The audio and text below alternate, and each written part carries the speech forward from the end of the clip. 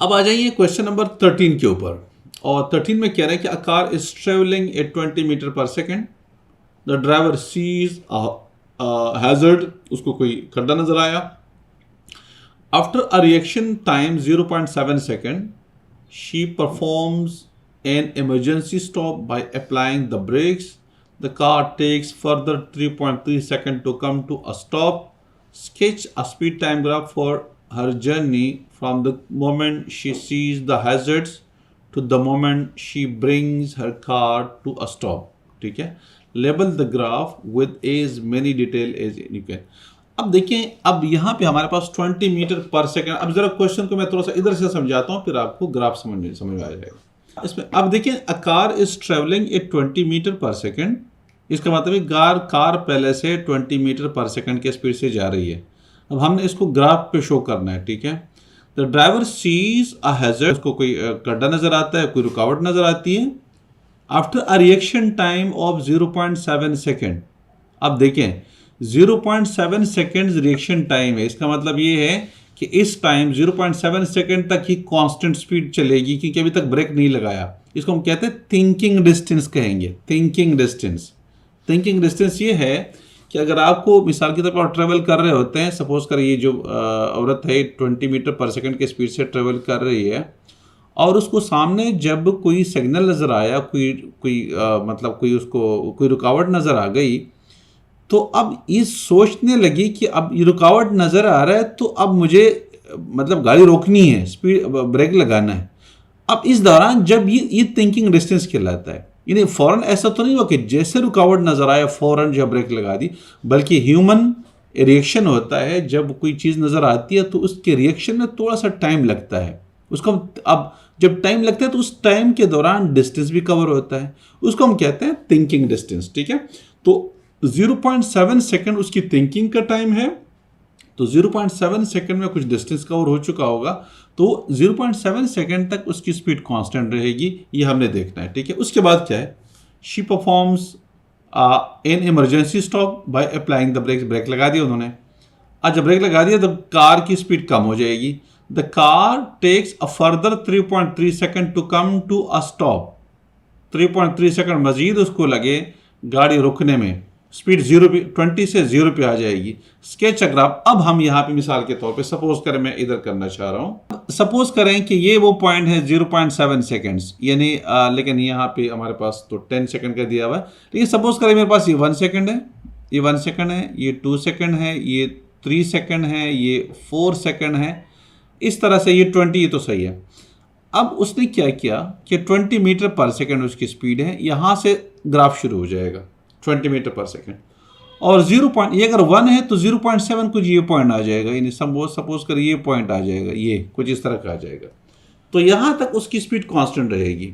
अब बड़े ग्राफ से करेंगे तो फिर आपको समझ में आ जाएगा, लेकिन फिलहाल मैं इधर से थोड़ा शॉर्टकट बताया, तो इधर तक उसकी स्पीड कांस्टेंट है, क्योंकि ये थिंकिंग ये है। यहाँ पे जब वो सोच रही थी 0.7 सेकेंड्स तक, तो उस गाड़ी इसकी स्पीड कांस्टेंट रही।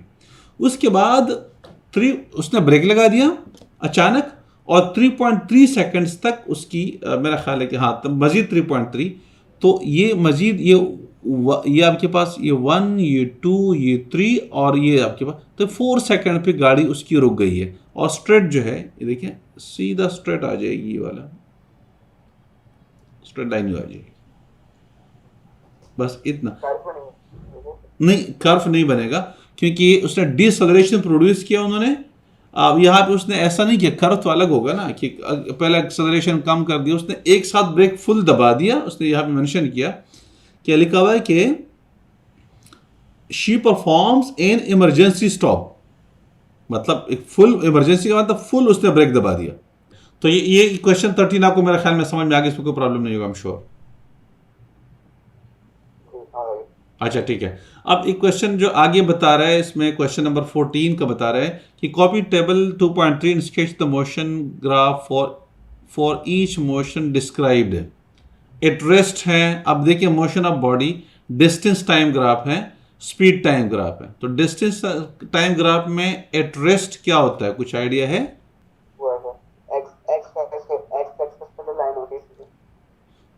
एग्जैक्टली एक्स एक्सिस पे आपके पास हॉरिजॉन्टल लाइन होगी, ठीक है। ये देखें ना, मिसाल के तौर पे मेरे पास ये ग्राफ आपको नजर आ रहा है, तो स्पीड टाइम ग्राफ में समझ आई मुझे। एट रेस्ट टू जीरो पे आ जाएगी स्पीड, क्योंकि स्पीड ही नहीं होगी, जीरो आ जाएगी, तो टाइम तो गुजरेगा, टाइम गुजरेगा लेकिन स्पीड आपके पास, तो ये लाइन ये देखें, ये एट रेस्ट ये है स्पीड टाइम ग्राफ में, और एट डिस्टेंस टाइम ग्राफ में ये वाला है, क्योंकि इसमें डिस्टेंस जीरो कवर हो रहा होता है। तो आई एम श्योर इजी है, मैं आपको समझा देता हूँ। डिस्टेंस टाइम ग्राफ में जो स्पीड कांस्टेंट स्पीड होगी वो ऐसी स्ट्रेट लाइन होगी, ठीक है, ये वाली जैसे है, ये वाली है, ये वाली लाइन है, ये कांस्टेंट स्पीड होगी, ठीक है। और हॉरिजॉन्टल स्पीड टाइम ग्राफ में तो आपके पास हॉरिजॉन्टल लाइन होगी। आई एम श्योर आपने समझ लिया। कांस्टेंट एक्सेलरेशन है। अब डिस्टेंस टाइम ग्राफ में जो कांस्टेंट एक्सेलरेशन होता है, वो इस साइड से ऊपर लाइन जाती है। डिस्टेंस टाइम ग्राफ में कांस्टेंट एक्सेलरेशन जब आपके पास आता है, क्योंकि वेलोसिटी चेंज हो रही होती है, डिस्टेंस चेंज हो रहा है, वेलोसिटी चेंज हो रही होती है, तो फिर कांस्टेंट एक्सेलरेशन हमारे पास क्या आएगा? जैसे स्पीडिंग अप हो रहा होता है ना, स्पीड आपकी आहिस्ता आहिस्ता बढ़ रही होती है, लेकिन कैसे बढ़ रही होती है? देखिए आपके पास ये हारिस, ये वाला थोड़ा सा समझने वाला है, ठीक है। अगर आपके पास डिस्टेंस टाइम ग्राफ है और कांस्टेंट एक्सेलरेशन आप कैसे शो करेंगे? कांस्टेंट स्पीड तो हमें पता है कि भाई ये लाइन यू जाएगी, लेकिन अगर एक्सेलरेशन आ रहा है तो फिर क्या होगा? फिर वो कर लेंगे, देखेंगे ना। Curve, smooth curve, smooth curve, smooth curve. Got the idea? ये करता है। क्योंकि स्पीड आपकी बढ़ रही है, लेकिन यूनिफॉर्म तरीके से आप बढ़ रही है स्पीड। कांस्टेंट स्पीड नहीं रही, स्पीड आपकी बढ़ रही है, लेकिन वो बढ़ रही यूनिफॉर्म। मिसाल के तौर पे आप 1 मीटर पर सेकेंड, 1 सेकेंड में आप 1 मीटर पर सेकेंड का आप चेंज लेकर आ रहे हैं, दूसरे सेकंड में आपने 2 मीटर पर सेकंड का चेंज लेकर आ गए, तो आप स्पीड को आहिस्ता आहिस्ता बढ़ा रहे हैं, लेकिन यूनिफॉर्म तरीके से इक्वल इंटरवल ऑफ टाइम में आप स्पीड के अंदर जो चेंजेस लेकर आ रहे हैं वो इक्वल लेकर आ रहे हो। तो जो डिस्टेंस टाइम ग्राफ में वो कर्व बनेगी, बिल्कुल स्मूथ कर्व बनेगी, ये वाली इस तरह से स्मूथ कर्व बन जाएगी। अगर वो डिसलेरेशन है तो डिसलेरेशन में फिर आपके पास स्मूथ कर्व भी आ जाएगी, इस तरीके से आपके पास आएगी, ठीक है। एक तो ये चीज़ हो जाएगी। अच्छा, अब ये दूसरा तो बिल्कुल इजी है। एक्सेलरेशन में स्पीड टाइम ग्राफ में जो एक्सेलरेशन होता है, ये आपके पास ये लाइन है, ठीक है, और वो क्या है? कांस्टेंट एक्सेलरेशन लिखा हुआ है, तो ये कांस्टेंट एक्सेलरेशन है, ये भी कांस्टेंट है, ये भी कांस्टेंट है, ये डिसलेरेशन है, ये एक्सेलरेशन है, तो ये हमारे पास गिवन कांस्टेंट डिसलेरेशन, स्लोइंग डाउन, तो ये वही चीज़ हो जाएगी, मैंने आपको एक्सप्लेन कर दिया। यानी डिस्टेंस टाइम ग्राफ में स्मूथ कर्व, स्मूथ कर्व, और स्पीड टाइम ग्राफ में ये वाली लाइन जैसे ये रेड लाइन है, तो आई एम श्योर इसमें प्रॉब्लम नहीं है। ये वाला हिस्सा थोड़ा सा मुश्किल था बहरहाल, क्योंकि इसमें एक्सेलरेशन वाला, क्योंकि बच्चे जो इस चीज़ के अंदर कंफ्यूज हो जाते हैं कि डिस्टेंस टाइम ग्राफ में एक्सेलरेशन का मसला आता है, तो वो कर्व बनता है, ठीक है। कॉपी ये तो हमने कर लिया, आई एम श्योर। एक्सेलरेटिंग और डिसलेरेटिंग के लिए अच्छा क्या लिखा है? Copy table 2.4 and sketch the speed time graph for each acceleration described. Constant acceleration, accelerating है, इंक्रीजिंग एक्सेलरेशन है, डिक्रीजिंग एक्सेलरेशन है। तो ये कांस्टेंट एक्सेलरेशन है, मोशन ऑफ बॉडी, फिर इंक्रीजिंग एक्सेलरेशन, और इसमें लिखा हुआ है कि इन sketch the speed time graph में ही करना है। तो ये हमारे पास देखें, ये स्पीड टाइम, हाँ लाइंस बनानी है एग्जैक्टली, देखिए ना, ये तो गिवन है ना, ये कांस्टेंट एक्सेलरेशन है स्पीड टाइम ग्राफ में, ये कांस्टेंट एक्सेलरेशन है, और दूसरा जो लिखा हुआ है डिक्रीजिंग एक्सेलरेशन, तो ये कांस्टेंट डिसलेरेशन है, ये वाला ये कांस्टेंट एक्सेलरेशन है, लेकिन कह रहे हैं कि इंक्रीजिंग एक्सेलरेशन है। तो इंक्रीजिंग एक्सेलरेशन में फिर आपके पास स्पीड टाइम ग्राफ में कर्व बनना शुरू हो जाएगा, क्योंकि एक्सेलरेशन आपका बढ़ रहा है। ये तो बिल्कुल कांस्टेंट एक्सेलरेशन, लेकिन अब क्या होगा कि वक्त गुजरने के साथ साथ आपकी जो स्पीड है उसमें यूनिफॉर्म इजाफा नहीं हो रहा, बल्कि थोड़ा सा बढ़ रहा है। आप 1 सेकंड में आप चेंज लेकर आए हो 1 मीटर पर सेकंड, फिर दूसरे सेकंड में आप 2 मीटर पर सेकंड लेकर आ रहे हो, तीसरे सेकंड में आप 3 मीटर पर सेकंड, यानी हर 1 सेकंड में आप अपनी स्पीड के अंदर 1 मीटर पर सेकंड का इजाफा मजीद कर रहे हैं। तो ये आई एम श्योर इसमें प्रॉब्लम नहीं है। अच्छा, फाइंडिंग डिस्टेंस ट्रेवल्ड, ये आसान है, मैंने ये बहुत बहुत सिंपल है, आपने एरिया अंडर द ग्राफ निकालना होता है। जैसे क्वेश्चन नंबर दिया हुआ है, the distance you travel when you cycle for 20 second at a constant speed.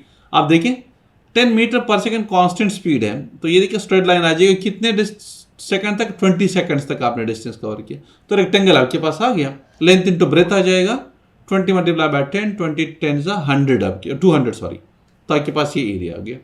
अगर आप इसका निकालना चाहते हैं तो ये आपके पास ट्राइंगल आ रहा है, half into base into height आपके पास आ रहा है, इस तरह से आपके पास ये वैल्यू आ जाएगी। तो इसमें भी कुछ करने की ज़रूरत आई एम श्योर नहीं है। ये वाला एग्जाम्पल है, इसमें आपके पास ये दिया हुआ है, तो इसमें ये आप इसको दो हिस्सों में तकसीम कर सकते हैं। जैसे उसने किया, एक रेक्टेंगल बना दिया, एक ट्राइंगल बना दिया, एक ये वाला और ये वाला। इसमें आपके पास 60 है ब्रेथ है और 60 लेंथ आपके पास है, तो नहीं 6 लेंथ है ब्रेथ है और 60 लेंथ है, तो ये वाला।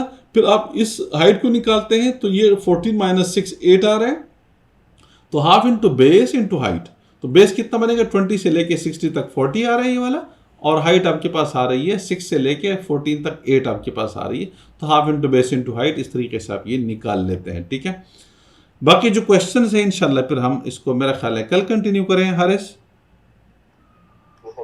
आज के लिए काफ़ी है ना? ठीक, ठीक है, थैंक यू।